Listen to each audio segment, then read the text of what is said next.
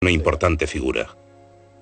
La mayoría de las grandes mentes del paganismo, como Platón, Eurípides y Sófocles, eran iniciados de este culto cuyo centro no estaba tan lejos de Atenas. Miles de personas fueron iniciadas en este culto a un dios hombre que muere y resucita.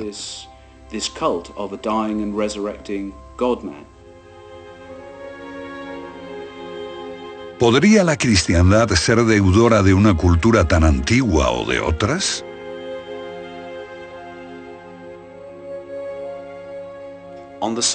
En el sitio donde se erige hoy el Vaticano, hubo antes un templo pagano. Los sacerdotes paganos celebraban ceremonias sagradas que los primeros cristianos encontraron inquietantes, por eso decidieron borrar de ellas toda evidencia. ¿Cómo eran esos terribles ritos? ¿Horrendos sacrificios, tal vez? ¿O quizás orgías obscenas? Eso es lo que nos han llevado a creer, pero la verdad es más extraña. Eso es lo que nos han llevado a creer, pero la verdad es más extraña. En este antiguo santuario pagano los feligreses glorificaban a un Redentor, Mitra, igual que Jesús. Este nació un 25 de diciembre de una virgen, era el Hijo de Dios, ascendió al cielo y prometió volver al final de los tiempos para juzgar a los vivos y a los muertos. Aquí los sacerdotes paganos celebraban una simbólica comida con pan y vino en honor de su Redentor, la sangre de Cristo, que dijo a sus seguidores: aquel que no beba de mi sangre no conocerá la salvación. Igual que Osiris en Egipto, Mitra, una deidad de origen persa, permaneció en el cielo como Orión frente a Tauro. Su culto se convirtió en el principal competidor del cristianismo en el mundo antiguo. Un famoso especialista dijo que si la cristiandad no hubiera triunfado, el mundo entero habría sido mitraísta. He aquí una deidad que es un salvador íntimo y es el Hijo de Dios y de una mortal. También es el Dios encarnado, que trae sabiduría y una nueva religión que desafía la vieja autoridad, como hacen siempre los místicos. Un Dios que hace milagros, transforma el agua en vino en una boda, muere en Pascua, resucita a los 3 días y asciende al cielo. Tenemos bellas inscripciones que dicen: si compartes la sangre y el cuerpo del Dios hombre, tú también resucitarás. De modo que los motivos que asociamos con la historia de Jesús existían ya en la historia de Osiris Dionisos. ¿Cómo se explican esas similitudes los primeros escritores cristianos? Bueno, hay 2 enfoques. Los primeros literalistas cristianos lo explican como una imitación diabólica, un plagio por anticipado. Es la idea según la cual, de alguna manera, el diablo adoptó estas ideas porque sabía lo que iba a suceder y elaboró los mitos para confundir las mentes de la gente, para que cuando estos hechos ocurrieran con Jesús nadie los creyera. Eso es lo que dicen los literalistas cristianos, pero esos cristianos no los encontramos hasta el siglo II.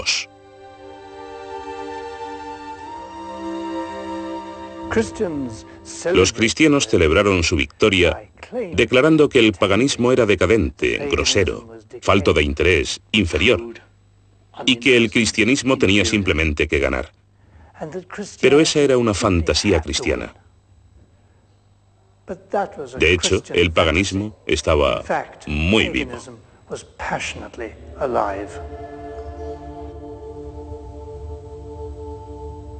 ¿Qué significa pagano? Fue acuñado por los cristianos como un término insultante, significa habitante del campo. Esto sugiere que esa gente que había construido pirámides, que nos dejó las obras de Eurípides, Sófocles y Platón, eran gente de campo primitiva y supersticiosa. ¿Qué transformó su opinión sobre el paganismo? Creo que fue estudiar la espiritualidad pagana y descubrir una rica filosofía espiritual. Es allí donde tiene sus raíces lo mejor de lo que consideramos cultura occidental. Esa forma de espiritualidad no fue para nada la primitiva adoración de un ídolo. Era increíblemente refinada. Catacumbas. Las imágenes parecen del cristianismo primitivo, pero este buen pastor es el Dios redentor Atis. El mensaje cristiano parece revolucionario. Amar a tus enemigos. Está alejado de las enseñanzas judías del ojo por ojo y diente por diente. Pero en la filosofía pagana tenemos sentimientos como el de amar a quien te golpea, o ser un hermano y un padre de toda la humanidad.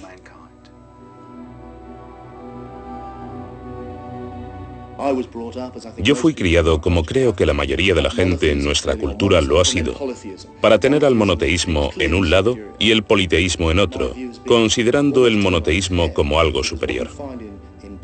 Cambié de opinión, porque lo que uno encuentra en el politeísmo pagano es que tiene como centro la idea de unidad. Hay un Dios único o una unidad que está incluso más allá de la idea de Dios. Se trata del Ser Supremo que puede manifestarse con múltiples rostros, y la razón de que esta unidad impersonal necesite tantas caras es porque ninguna es inadecuada a la gloria de esta unidad.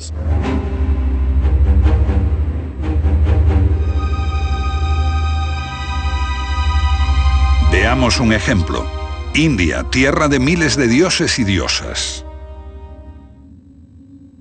Cualquier indio puede decirle que todos ellos son simplemente distintas facetas del uno, que todo es uno, divino, ilimitado e incomprensible para el hombre.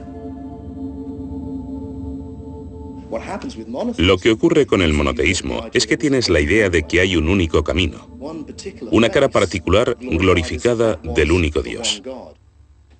En nuestra cultura es Yahvé o Jehová, el Dios tribal judío, que es un rostro particular de Dios, que un pueblo relacionó con lo divino y dijo, esta es la personalidad de Dios.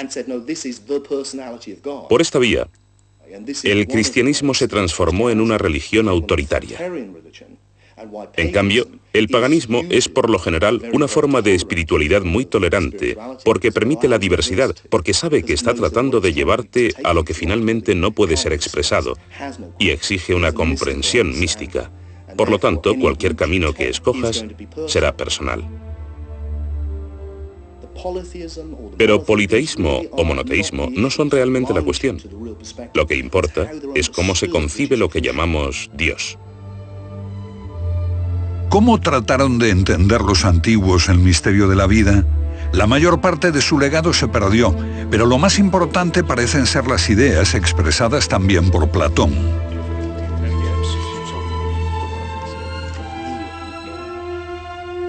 El hombre, dijo Platón, es como alguien en una caverna atado, incapaz de ver algo más que lo que está delante de sus ojos, vagas sombras en la pared.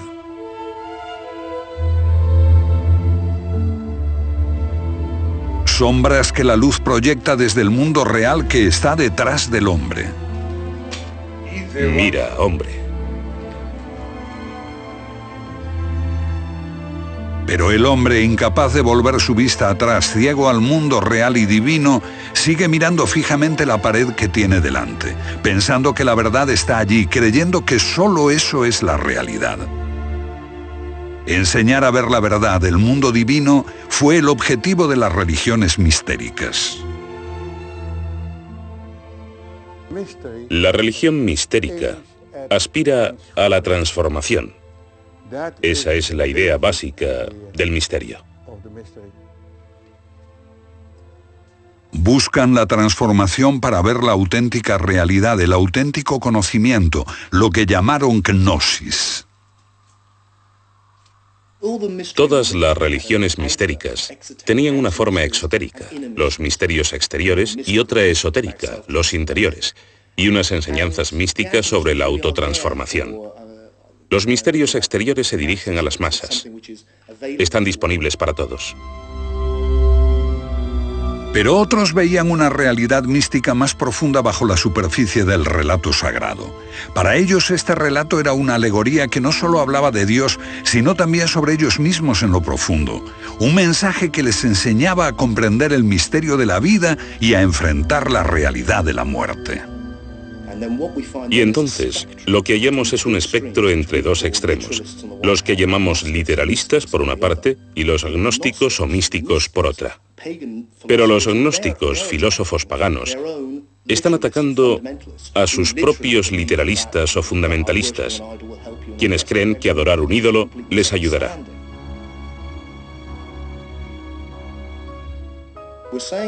Estamos diciendo que hay una comprensión mística esencial del milagro y del misterio de la vida, y el lenguaje en que se expresa varía. Ahora bien, uno de los caminos por los que esto se expresa es mediante la alegoría. Y la clave para entender el cristianismo es el mito del Hijo de Dios.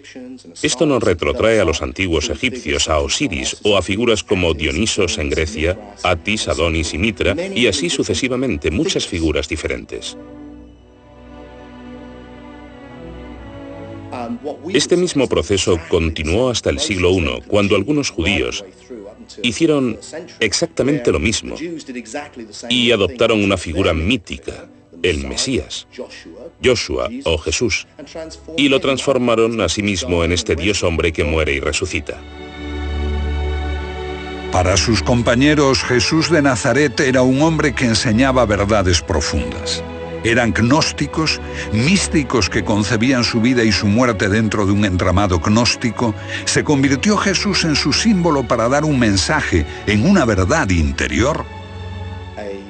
Una figura dentro de una alegoría mediante la cual uno puede ser transformado por la iniciación y al final alcanzar la gnosis o conocimiento, ese estado místico de la iluminación.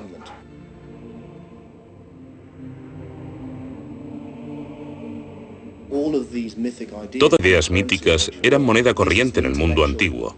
Sin embargo, para nosotros, 2000 años después, con el paganismo suprimido y el gnosticismo suprimido, con el monopolio del cristianismo y su historia, la idea de que Dios efectivamente encarnó con una forma humana y todo ese tipo de cosas parece original. Para el literalista cristiano, se trata de una flamante revelación absolutamente única. Pero al volver al mundo antiguo y situar este mito en su contexto, la perspectiva cambia radicalmente.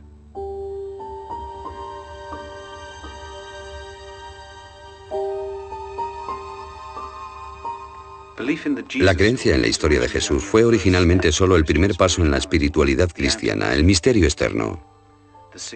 Su significado tenía que ser explicado por un maestro iluminado cuando los alumnos alcanzaban la madurez espiritual.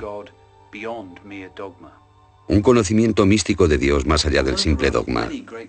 Aunque hay muchos grandes místicos cristianos en siglos posteriores que han sido capaces de ver intuitivamente a través de este nivel simbólico más profundo, como cultura hemos conservado solo los misterios exteriores. Me parece que hemos conservado la forma, pero perdimos el significado. 300 años después de la muerte de Jesús, el emperador Constantino convocó a la Iglesia para dar forma al credo cristiano. El dogma convirtió a Jesús en el Hijo de Dios. Fue la conclusión de un proceso en el que la forma usurpó al significado. ¿Qué sucedió con el Jesús real? El rostro que surgirá de esta reconstrucción será muy similar al tipo de rostro que tuvo este hombre en vida. Cada vez estamos alterando más su imagen. ¿Cómo sería su aspecto físico?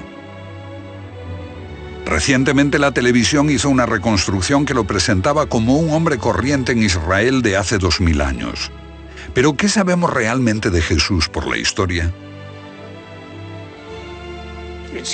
Parece bastante cierto que existió un líder sectario judío llamado Jesús y que fue crucificado por los romanos con la participación de los judíos, del sumo sacerdote y de sus seguidores. Pero esto es todo lo que sabemos con seguridad. El único contemporáneo que escribió sobre Jesús fue el historiador Josefo, pero solo unas pocas palabras, que incluso podrían haber sido insertadas posteriormente. La Biblia describe a Jesús de forma más detallada, pero los evangelios parecen contradecirse. Tomemos el momento crucial en que sus seguidores oyen que su Señor ha resucitado.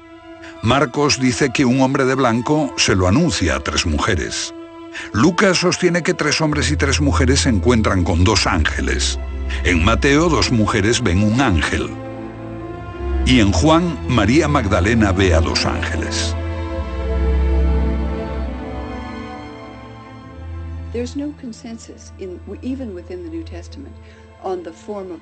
No hay consenso sobre la resurrección en el Nuevo Testamento.